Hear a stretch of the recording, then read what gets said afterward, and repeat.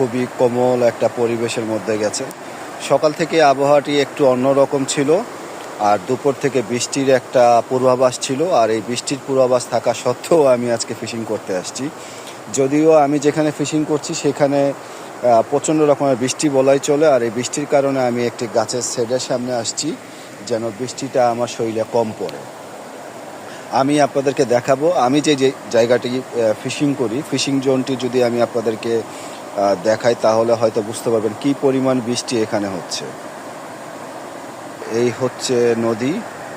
এই নদীর পানিটি মিষ্টি নদী পানিই বলা চলে, যার কারণে এই জায়গাটির যে ফিশিং করা হয় এই ফিশিং জোনটি মূলত হচ্ছে ও পাশটায়।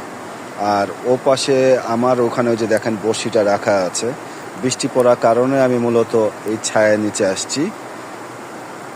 আর যদি বৃষ্টির পরিমাণটা দেখানো হয় তাহলে হয়তো এই পানিতে যদি আমি ভিডিও করি তাহলে বুঝতে পারবেন এখানকার বৃষ্টির পরিমাণটা কী পরিমাণে বৃষ্টি হচ্ছে।